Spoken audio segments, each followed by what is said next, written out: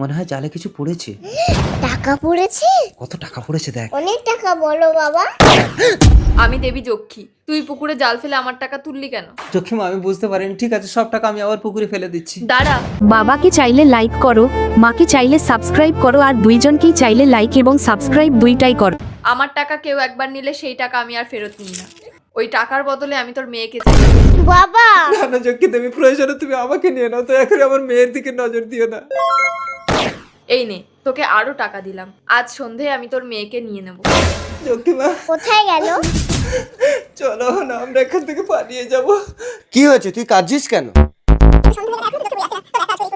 ঠিক আছে, তোর মেয়েকে আমার কাছে দে, আমি ওকে আমার ঘরে নিয়ে গিয়ে রাখবো। আর তুই বাড়ি গিয়ে ওই টাকায় কোনো মূর্তি শিল্পীকে দিয়ে অবিকল তোর মেয়ের মতো একটা মূর্তি বানিয়ে রাখবি। লাল বাবা ঠিক বলেছে। তাড়াতাড়ি করো শিল্পী ভাই, সন্ধে হয়ে গেল, যক্ষী বুড়ি চলে আসবে। দেখো অবিকল তোমার মেয়ের মতো হয়েছে। হ্যাঁ হ্যাঁ, দাও টাকা দাও, নাও। ভাঙলে কিন্তু আমি দেই না। পুতুলটা অবিকল আমার মেয়ের মতো হয়েছে বলো সুধা। হ্যাঁ, কিন্তু সন্ধ্যা হয়ে গেলে এখনো তো যক্ষী বুড়ি আসছে না। চলো এক কাজ করি, এই পুতুলটাকে নিয়ে পুকুর পাড়ে যাই। তাই চলো গো। আমি এসেছি যক্ষী দেবী।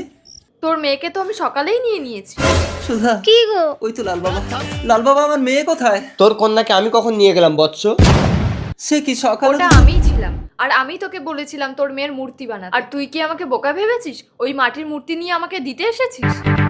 ও তো জলে দিলেই গুলে যাবে। তোর মেয়ে এখন জলের তলায়। কি তুই আমার রূপ ধরে ছল করেছিস?